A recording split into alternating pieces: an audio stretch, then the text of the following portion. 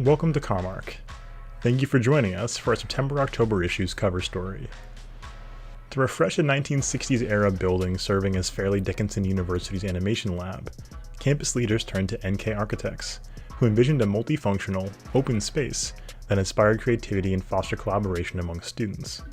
We spoke with Heidi Fichtenbaum of Fairleigh Dickinson University and Elizabeth Burke of NK Architects to learn more about the project. Elizabeth Burke is a lead architectural designer at NK Architects. Elizabeth has engaged in all stages of a project, from concept design through construction administration, and has even served as a project manager, which gives her a keen insight into designing for constructability and codes and executing design ideas in the field. She received her Bachelor of Architecture from the New Jersey Institute of Technology and her Associates in Interior Design from Northampton Community College. Heidi Fichtenbaum is a registered architect and a lead accredited professional since 1999. She has led the effort to integrate sustainable design on numerous architectural projects in New Jersey. Currently, Ms. Fichtenbaum is the Senior Project Manager at Fairleigh Dickinson University's Metropolitan and Florham campuses, guiding all capital projects and developing facility sustainability goals and standards. She was recently appointed the chair of the Facility Sustainability Working Group.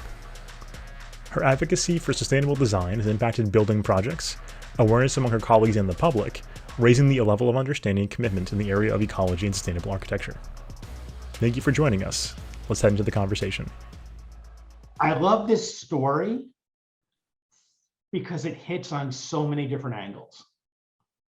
So if we could spend a moment first with Fairleigh Dickinson, what as a university you needed to achieve, because I'm so intrigued. It's even marketing, it's hitting on all these different areas that the university benefits as a result of architecture. So would you? Yeah, the building that this particular project is in is, I believe it was built in the 60s. Elizabeth, correct me if I'm wrong, but that's right. Yeah, and so it was very traditional in terms of classroom space and performance space.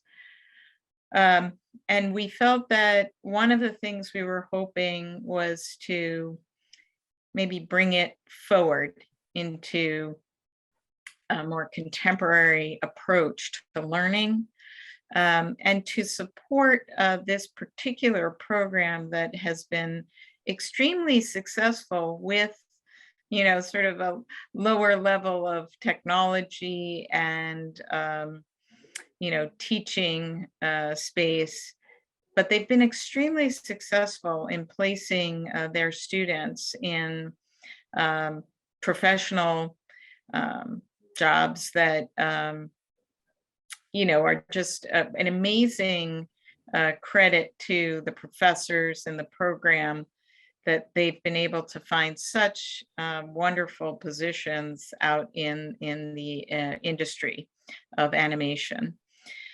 So we really wanted the architecture to reflect that.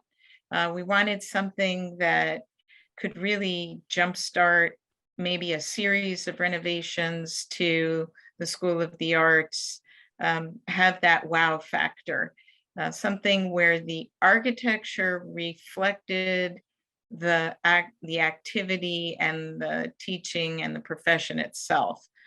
And so we look to NK Architects to help us with that, understanding that they have real depth in design of higher education, and would do something that could balance both, something that was had that wow factor with something that was practical, which is, just the sweet spot for our university. So the concept was to take an older building, 1960s building, make it feel contemporary, let it reflect the curriculum that occurs within that space. Yeah, give it sort of this theatrical feel, right? That's so much part of the School of the Arts. And that I think that they, really hit it out of the park. Everybody who sees the project is really enthusiastic about it. I think the donor was really excited, and the students love it. In fact, I got an email from a student who said, wow, these desks, this technology, this is great. Could we have this everywhere in the university, in every classroom? So it would be nice, but probably we can't extend this to every classroom. Was there within that concept, was there any measurement that you were going to use as a result of this investment? We're going to grow this area of the university X amount. Were there any kind of like, I don't know, measurements, things like that for it? Yeah, I don't know that there are measurements, but I do know the School of the Arts is doing some master planning, and they saw this as a springboard to, hopefully being able to do fundraising to, sort of demonstrate what a really great transformation of space, the kind of transparency. So not only within the space, but, you can see what's happening. That's something that's so different about this space than other traditional classrooms where walking down a long corridor, there are doors along the corridor, you can't really tell what's going on inside. This becomes so much more engaging. Yeah, interesting. So Elizabeth, the firm has this opportunity. Mhm. Now, this could have gone in so many different directions. So how did you start like crystallizing what this should really be? So after you had given us kind of a package of, things that they were interested in, and maybe they showed us some different student ways to display that they were thinking. And they said Heidi said it, they wanted some transparency. They had a donor, and, they wanted to be this like cool place for the kids to go. So, I first started coming up with a concept, and it was kind of this wireframe idea of like what it would feel like if you were kind of in a wireframe, like when you're 3D modeling, or at least how it used to be. And then we kind of took it from there, and we first kind of started hashing out the programming, seeing what needs they needed. So, one example is, they used to do all of their virtual reality type stuff out in the hallway. So, he was telling us, they're jumping and they're trying to mimic the characters' positions so that, they can capture that for the motion capture and then put that on the computer. So it was like, wow, they kind of need a space for that. Can we give that space to them? And then, their 3D printing area was kind of shoved in the corner. They really wanted to get a couple more 3D printers. They wanted to display some of the 3D printing that the students were doing for their characters. So we're like, well, they definitely need a space for that. They need a space, for heating and cooling of these machines and everything to be, well ventilated, because, they have all these CPUs in there. So we kind of took all the information, I sorted it out, looked at what they had given me of like what kind of direction they wanted to go in. And they had kind of mentioned industrial type feeling. So, started looking at the site and seeing what we could do. And then, we just started from there. And I think I gave them probably had like 4 different configurations, and we settled on one, right? And then I went from there designing it, and, you just look at the budget, make sure everything fits within that budget. And that's how we ended up, and it's the first thing you see when you walk up the stairs is the animation lab. So we wanted a presence there, and they had such large corridors for, more so than a lot of other education projects I've done. So we thought, let's pull it into there, pull this box out. And it was a lot of fun. It was a great project. So I have to say that the display component of this is just so creative, because typically what you see are these long corridors. Again, there's like a display case mounted on the wall, which is okay, but the whole room is the display case. That's what's so fun about it, right? The room is the display case because of the transparency. And although if you look around, there's some casework, the walls are painted, and there are things that are fairly straightforward to tell you the truth. But just a couple of important moves, whether it's, the ceiling plane, which really enhanced it, or that sort of box that protrudes into the corridor, and all the glass that allows you to see in, and what's happening inside. Those are the key design features and moves that have, taken it from pedestrian to extraordinary. Right. Well, I'm just thinking that for the student or the occupant walking up to a 1960s building, and here they have this disruptor type mindset, and they're going to be very creative, and they're going to do, maybe they're not feeling like they're belonging, and then they come in, and because of the result of this, they know this is their home. This is a place. This is where they're going to fulfill themselves. Is that accurate? Absolutely. I think, we are struggle to provide that experience that in an older building that will help students envision the transformation that will happen to them when they come to our university and are looking ahead to a career in animation. When you walk up to this room, it's going to happen. I'm saying because of the setting around it, it makes it even more dramatic when you're looking at it. True. You don't expect it because you can come in on the first floor and then all of a sudden you walk up the stairs and it's like, wait, where did this come from? It's this new thing. And to bring back to Heidi's point, I remember during construction, you said to me, it's kind of like window shopping. Like you walk by and you see all these little figures in the window. Instead of just a display cabinet, you're walking by and it's like you're window shopping, which I thought was, is kind of the idea I was going with, but that you picked that up. I thought that was pretty amazing. So how was the collaboration through all this? Because it sounds like there was quite a bit. Yeah, we worked with the faculty.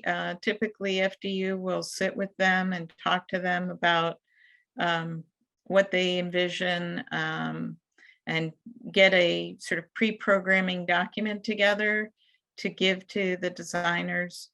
And then certainly organized meetings so that the designers could meet face-to-face with the faculty and hear directly what it is that they were aspiring to.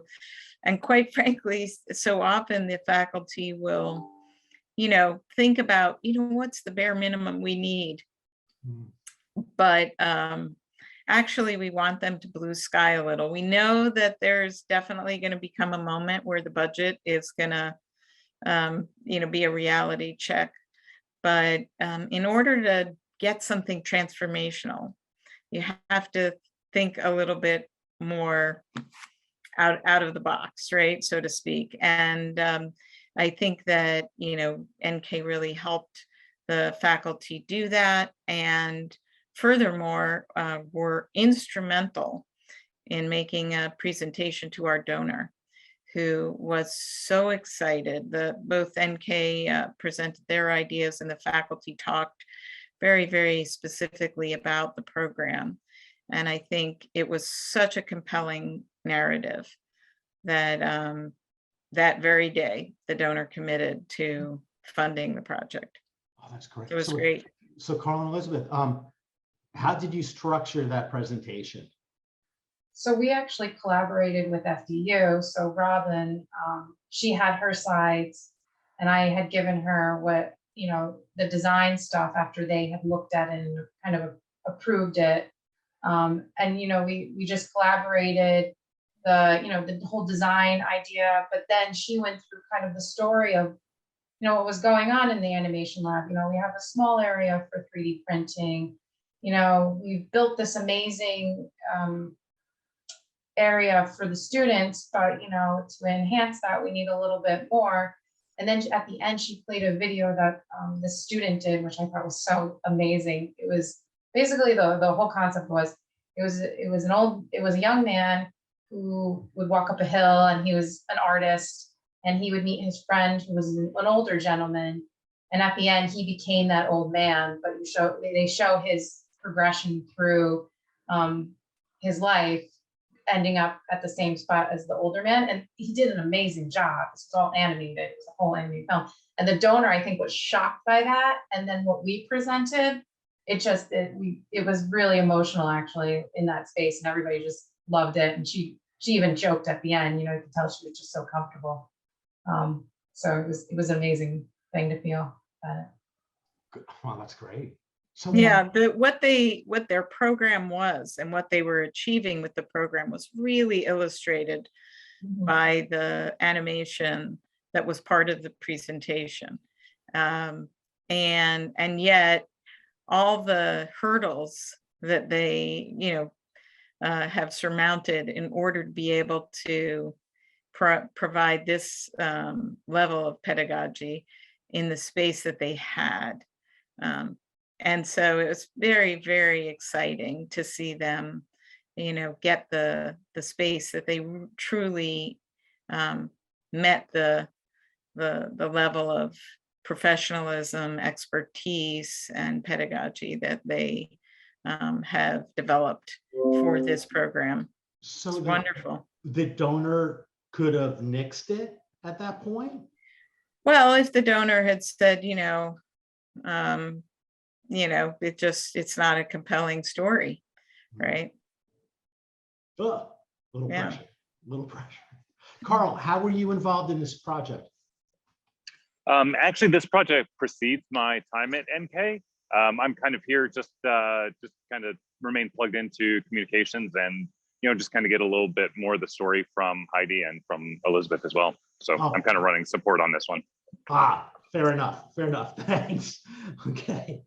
When we look at projects like this in the education space, in higher learning especially, what are 3 or 4 things the architect should be cognizant of going into the project, and 3 or 4 things the university, the owner developer, should be cognizant of?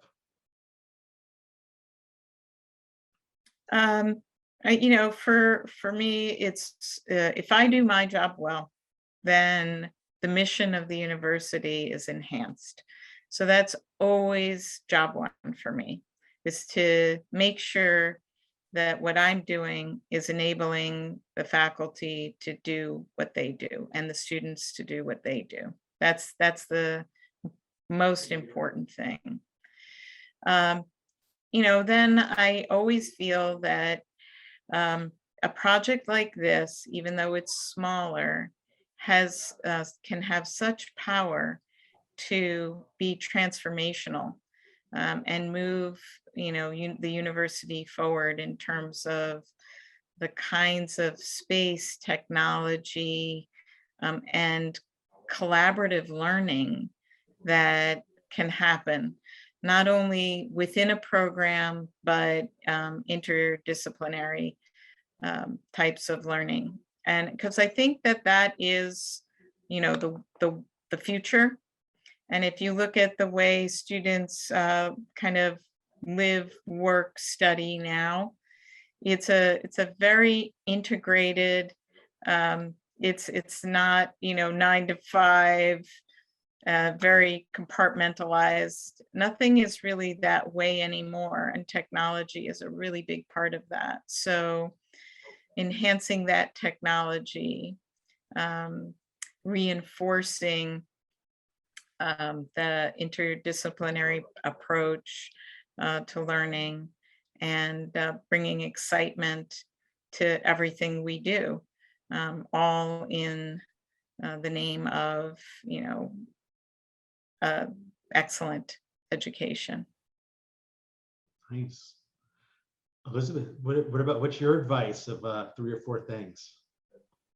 I think 3 or 4 things, because I deal with a lot of these because you have to get the project done within either the summer or that kind of winter break.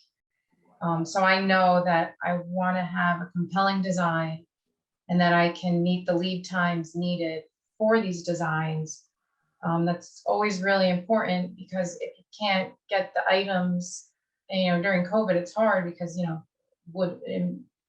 lumber prices went up, metal prices went up, and just, I'm dealing with it right now, just meeting those requirements is really hard. And to, I'm very passionate about my designs and to get them done in time. So looking at the budget and making sure that everything is in and that it looks the way that the client imagined it to be. Those have always been kind of the challenges. And I think the things that I, working on this in particular job that was, a goal of mine was to give them that wow space that helped, push it, that education and push the direction that they want to go in, but also be able to finish it and complete it the way they envisioned it. And to hold true to the concept, which was kind of this like industrial wireframe idea that we had all kind of agreed on. And I think it definitely accomplished it, I think the other thing that NK did really well for us, clearly we're all focused on schedule and budget. That's, never goes away. Yeah. But giving us some flexibility in the design. So things that you can,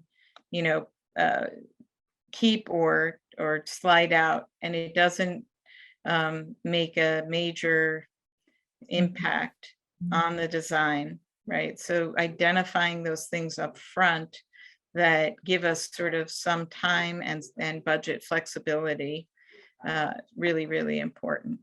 So actually, the space can evolve with the programs. Correct. Yeah.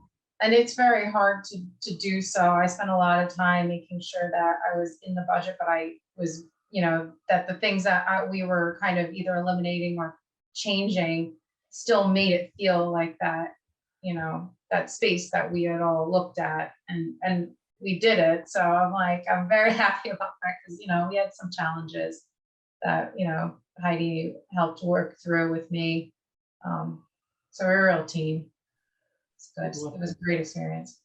Well, we have a separate interview with TGP. So how was working with them? Because they're a dramatic part of the execution as well. So how did you find them, and how did that process work?